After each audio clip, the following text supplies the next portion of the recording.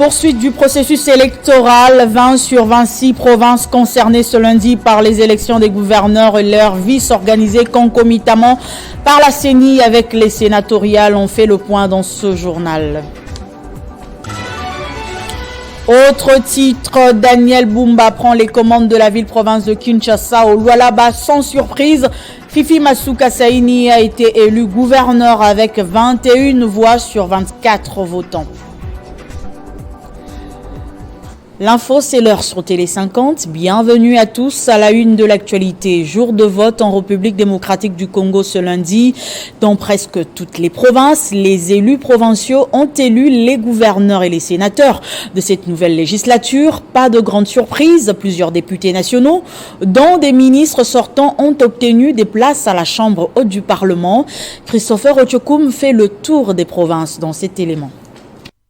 Seul le Kwilu, le Nord Kivu, l'Ituri, l'Équateur, Maïndomé et le Nord Ubangi, victimes soit de problèmes administratifs ou sécuritaires, ont manqué à l'appel ce lundi.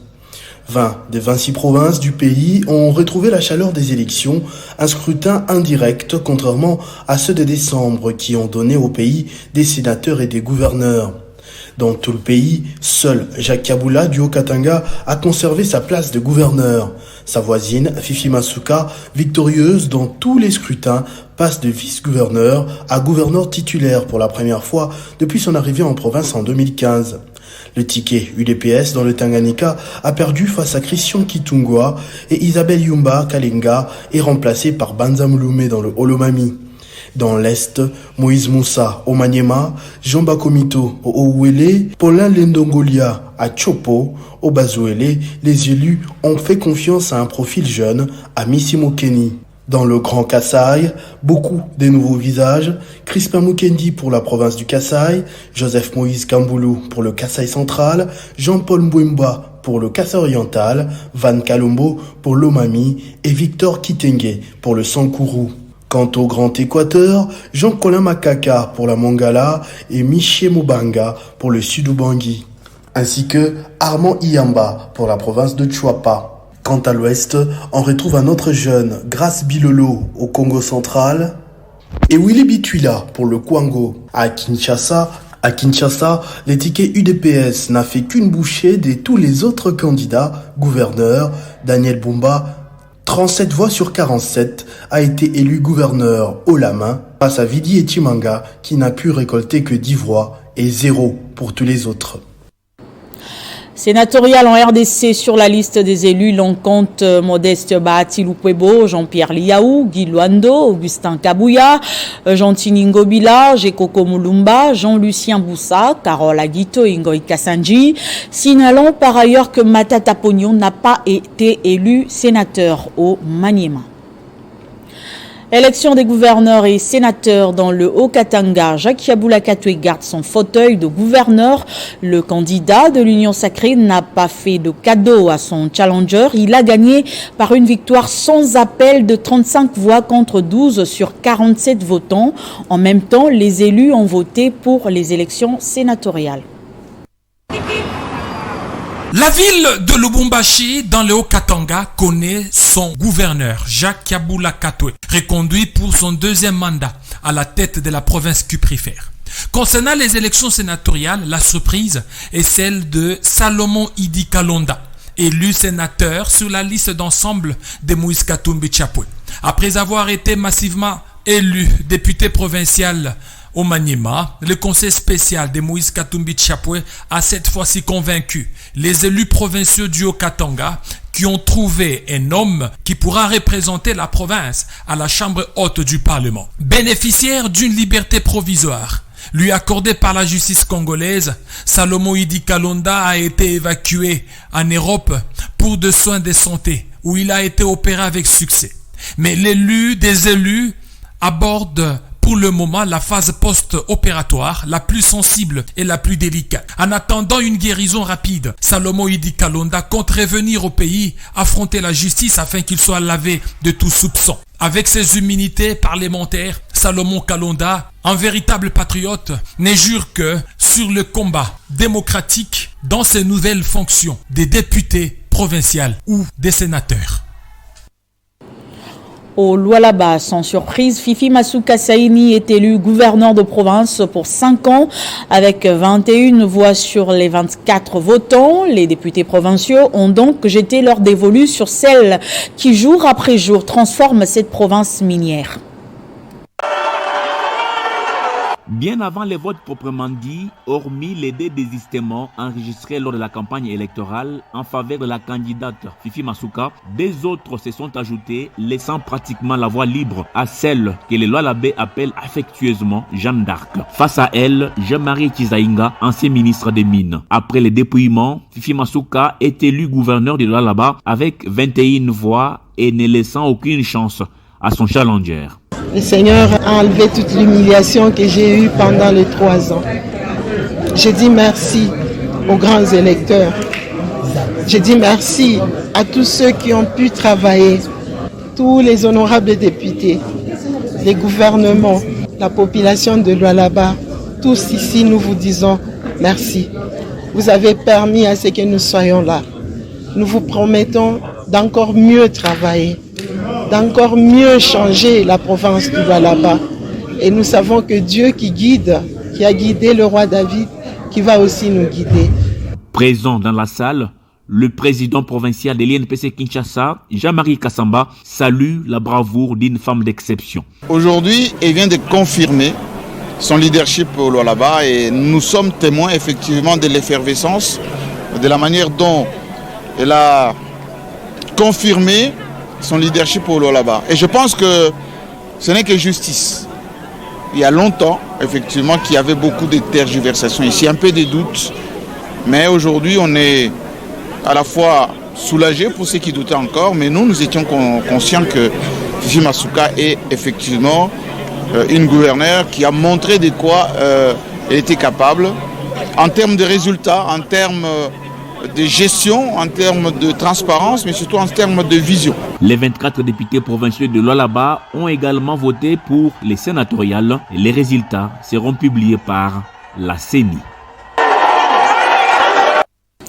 Après la brillante élection de Fifi Masuka Saini, l'Alliance pour la transformation du Congo retrouvée félicite l'heureuse élue tout en lui souhaitant fructueux mandat et elle peut donc compter sur le soutien indéfectible de l'ATCR. Message de félicitations au nom du parti politique Alliance pour la transformation du Congo retrouvée ATCR en sigle, Fédération du Lualaba, et à mon nom propre. Nous vous félicitons, Excellence Fifi Masuka Saini, pour votre brillante élection à la tête de l'exécutif provincial du Lualaba comme gouverneur. Une victoire largement méritée, eu égard à votre leadership et à votre dévouement dans la gouvernance de gestion dont vous avez fait preuve durant ces 3 dernières années. De ce fait, nous vous souhaitons, Madame la gouverneure, de plus grands succès pour la continuation de la consolidation de l'élan du développement de notre chère province que vous avez initié sous l'impulsion de son Excellence Monsieur le Président de la République, Félix Antoine Tshisekedi Tshilombo, chef de l'État. À nos honorables députés provinciaux, nous disons merci d'avoir matérialisé le vœu de l'Olabé en plaçant votre confiance en la championne du vivre ensemble, la Jeanne d'Arc du Lualaba, affectueusement appelée Maman Fifi Béton. Et nous sommes confiants que jamais vous ne regretterez d'avoir opéré ces choix. Que Dieu bénisse Madame la gouverneure Fifi Masuka Saini et lui accorde encore plus de sa sagesse. Que vive la République démocratique du Congo et son peuple, que vive la province du Lualaba, que vive l'Alliance pour la transformation du Congo retrouvée ATCR en sigle Fédération du Lualaba. Dans un autre registre, la fédération de l'UDPS Équateur s'est réunie dimanche au siège du parti à Mbandaka pour réitérer son soutien aux autorités de ce parti, notamment le secrétaire général Augustin Kabouya et le vice-premier ministre en charge de l'Intérieur, Peter Kazadi. Cette fédération condamne également le comportement de militants de certains partis politiques de l'Union sacrée qui créent de troubles à l'Équateur. Suivez cette déclaration lue par Atita Obabine, secrétaire fédéral chargé du budget à l'UDPS.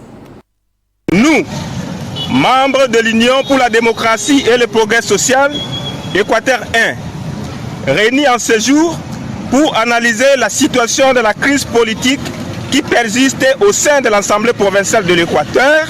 Tenons également à remercier la Commission électorale nationale indépendante, CENI en sigle, l'unique institution ayant le pouvoir d'organiser les élections dans notre pays, pour sa courageuse décision, c'est de reporter les élections dans la province de l'Équateur en date du 7 mai 2024, en attendant que la paix soit rétablie au sein de l'Assemblée provinciale de l'Équateur.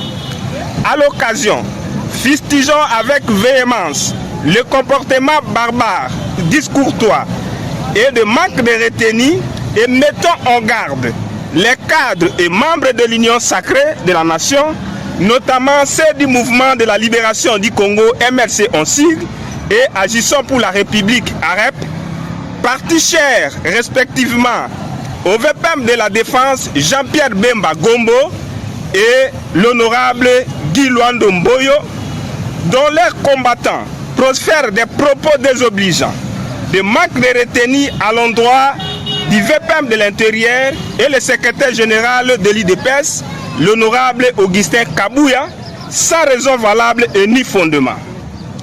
Ils vont plus loin, s'opposer à la décision de la CENI, c'est l'organe technique portant report des élections de gouverneurs et vice-gouverneurs et sénateurs dans la province de l'Équateur en date du 7 mai 2024 avec des actes de vandalisme.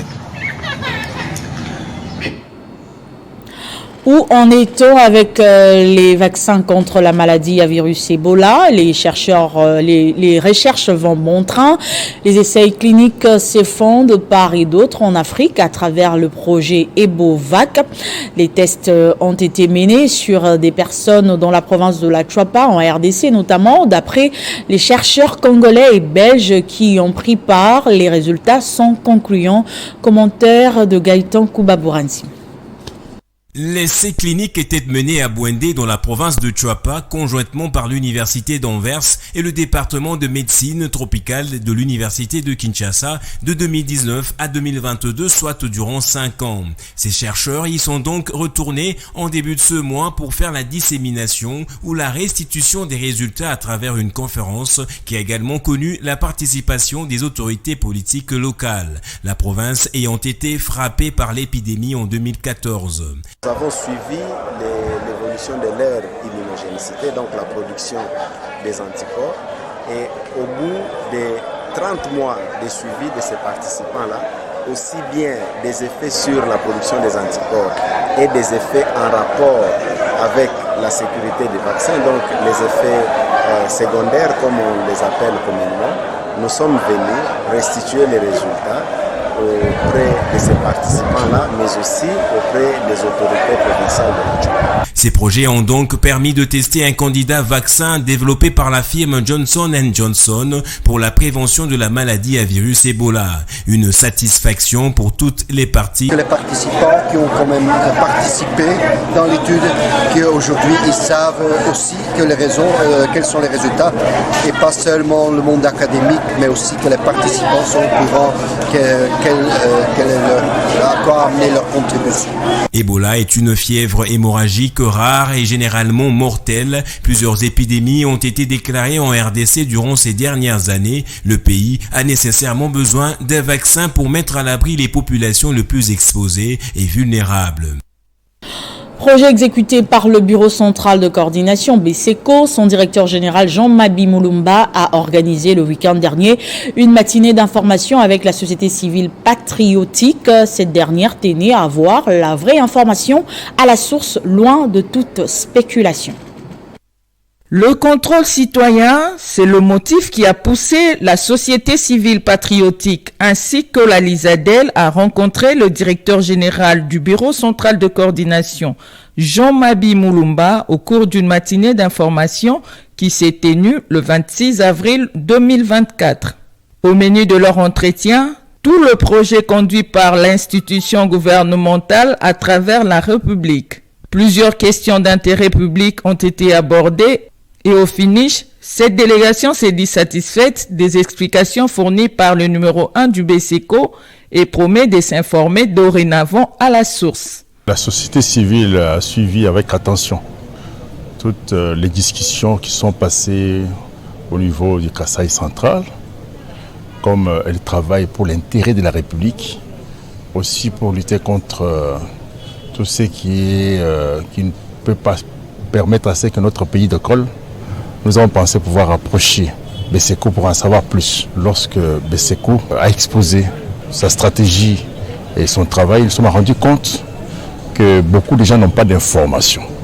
La raison pour laquelle il y a de supputations, il y a de racontars au niveau de la province Kasaï centrale. Nous pensons pouvoir continuer à travailler pour éclairer l'opinion sur la manière dont BSECO travaille.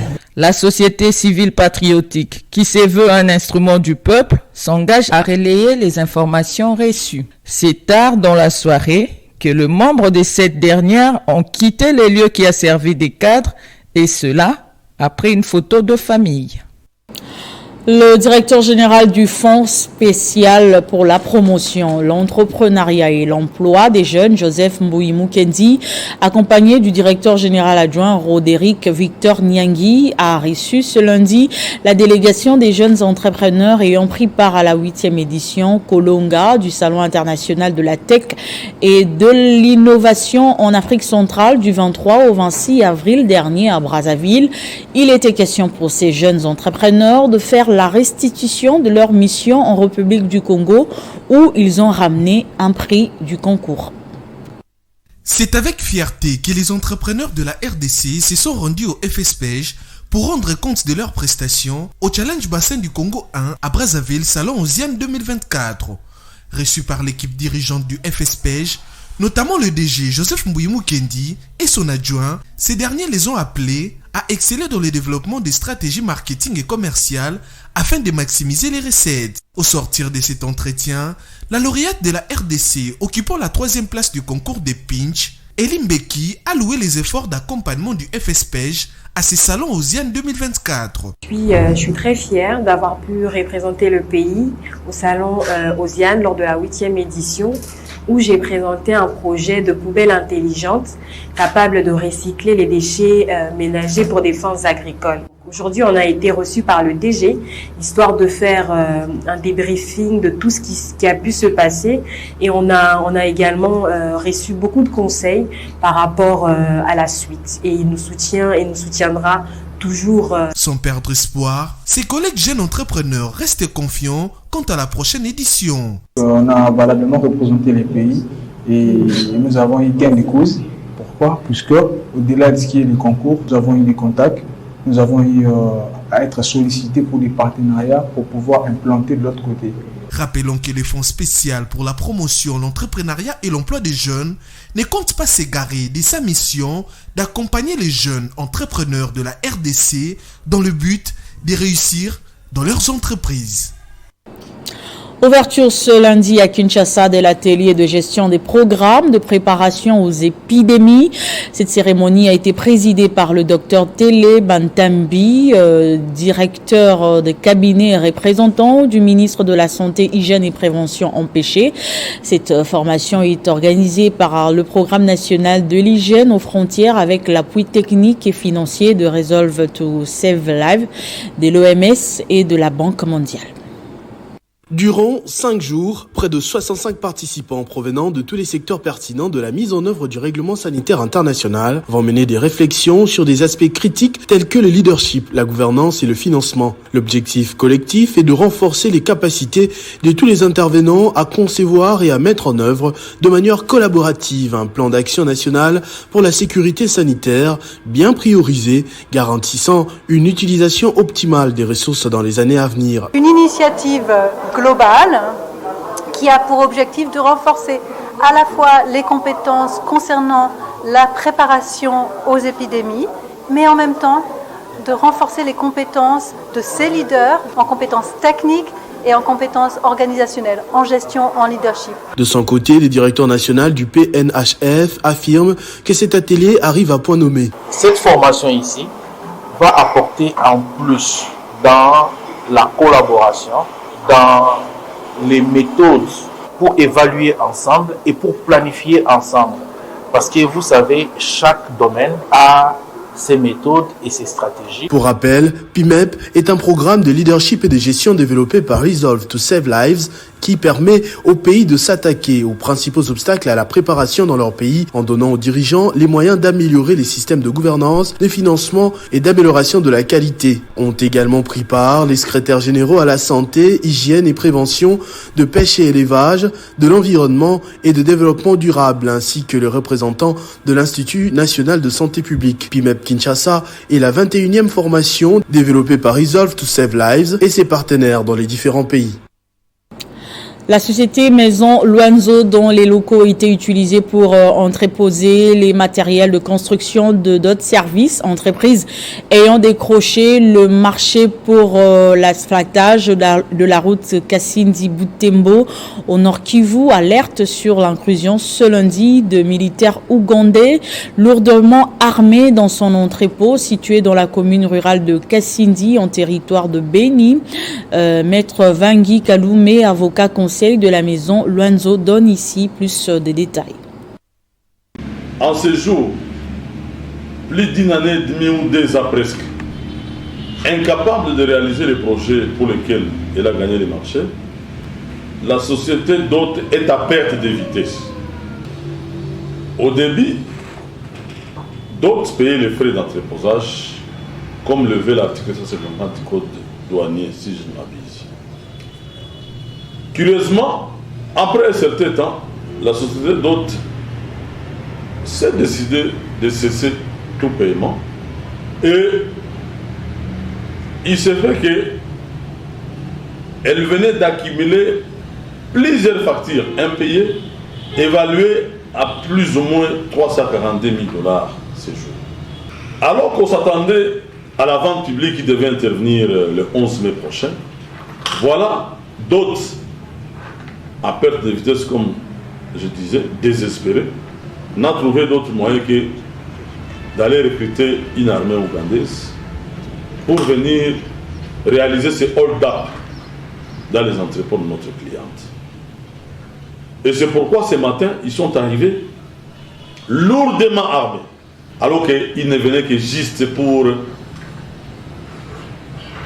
retirer des forces les biens qui constituaient un gage à remboursement de la somme due par. La catégorie professionnelle des agriculteurs, éleveurs et fermiers de l'Église Parole du Salut a organisé la 3e édition de la foire agricole à Kinshasa, une occasion pour les différents entrepreneurs réunis autour de la coopérative agricole Songé Limbele d'exposer leurs produits alimentaires fabriqués localement. La sécurité alimentaire par la production locale, c'est possible. Tel était le thème de cette 3e édition de la foire agricole. Nous sommes un très grand pays avec 80 millions de terres arables, mais que nous n'exploitons pas jusque-là comme il faut. Et nous avons formé dans l'église des groupes professionnels, dont également le groupe des agriculteurs, qui comprend ceux qui font l'agriculture, l'élevage, la pisciculture, dans toutes ses dérivés. Plusieurs exposants proposent des produits locaux, à l'exemple de cette jeune entrepreneur à l'origine du jus citron pressé à boire à la hâte. On a déjà avec trop de colorants, qui donne de l'attention, ou même de diabète. On s'est fait l'Italien même pour faire un jus équitable sans trop de sucre. Un rendez-vous qui bénéficie de l'appui de quelques partenaires tels que Pluriel, EcoBank et Equity BCDC dans le souci de booster le secteur agricole en RDC. Notre participation à cette foire agricole, c'est de pouvoir accompagner nos mamans, nos frères qui produisent localement. Et ça, c'est extrêmement important pour nous. Il faut d'abord nourrir avec les produits locaux. Ce que nous mangeons dans nos assiettes doit être produit par nous-mêmes. Nous sommes au niveau de l'agro-business. Nous permettons aux entrepreneurs de pouvoir acheter le matériel, les engins, les machines pour transformer, ainsi de suite. Nous permettons aussi à l'entrepreneur de pouvoir acheter ses intrants. Nous accompagnons au niveau du fonds de roulement. Nous permettons à l'entrepreneur d'acheter ce qui lui permet de produire. La viande pure, légumes verts et autres produits locaux à consommer en quantité et en qualité, la foire agricole se veut un rendez-vous pour la promotion de l'autosuffisance alimentaire. L'Université de Goma a lancé ce lundi son service médical et son recteur, le professeur Moindo Mwanganda, a révélé qu'au-delà de la mission générale de l'université qui est l'enseignement et la recherche, il faut maintenant rendre service à la société. Pacheco Kavundama. Ce service médical de l'Université de Goma, lancé dans la ville volcanique au Nord Kivu, s'inscrit dans le cadre de la politique générale que son comité de gestion s'était fixé. Il comporte plusieurs services avec comme objectif rendre service à la société. Son recteur, le professeur Mwindo Mwanda, qui a visité ce service médical, invite toute la population à venir goûter aux délices de l'expertise qui se trouve à l'Unigom. Et c'est dans ce contexte qu'au niveau de l'Université de Goma, il y a une série d'initiatives qui sont en train d'être prises pour que l'Université de Goma se retrouve dans la société et que la société vienne vers l'Université de Goma. Et en faculté d'économie, par exemple, il y a un incubateur qui est déjà fonctionnel, dans lequel tout le monde est invité à venir présenter ses projets pour qu'ils soient incubés. En faculté des sciences de l'homme, il y a déjà la radio qui est fonctionnelle et qui émet sur 105.5 MHz.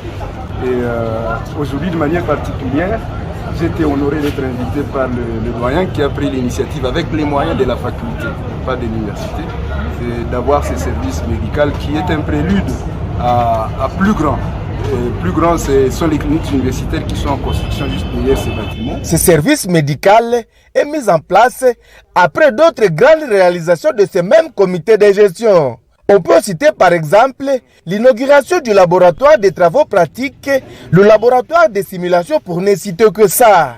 Et bientôt, ce sont les cliniques universitaires modernes de l'Université de Goma en pleine construction au campus du lac qui seront inaugurées. Et pour finir, les femmes déplacées de guerre venues de la cité de Saké, autre village dans le territoire de Massissi, ont organisé dimanche à Nzulo, dans le même territoire de rencontres sportives, dont un match de football avec les autochtones de cette entité. C'était dans le cadre d'une séance de sensibilisation et mobilisation communautaire organisée par Focus Droit et Accès.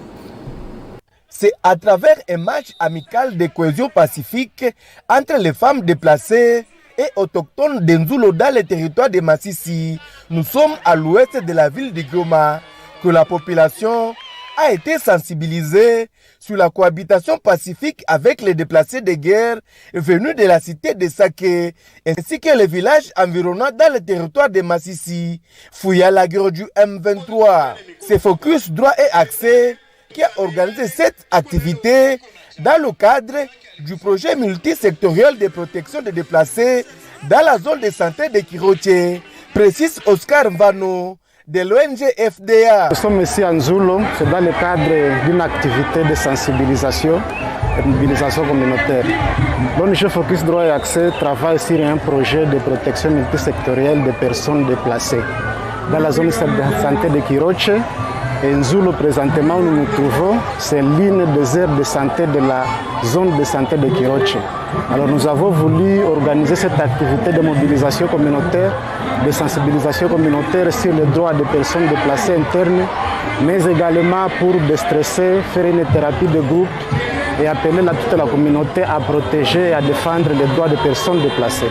Ce match de football a été remporté par les femmes autochtones sur le score de 3-0 contre les femmes déplacées. L'organisation Focus Droit et Accès a remis des prix dénommés prix communautaires pour renforcer la cohabitation entre déplacés et autochtones. Voilà qui met fin à ce journal. Place au rappel de titres. Jour de vote ce lundi 29 avril, 20 sur 26 provinces étaient concernées par les élections des gouverneurs et leurs vices organisées concomitamment par la CENI avec les sénatoriales. On a fait le point dans ce journal. Daniel Bumba prend les commandes de la ville-province de Kinshasa au Lualaba et sans surprise, Fifi Masuka Saini a été élu gouverneur avec 21 voix sur 24 votants. Vous avez suivi les détails dans ce journal. Vous étiez nombreux à nous suivre au Lualaba, au Sankuru, au Sud Kivu, au Tanganyika, à l'Équateur, en Afrique du Sud et partout à travers le monde. Merci de votre attention soutenue et restez fidèles au programme de la télévision du cinquantenaire.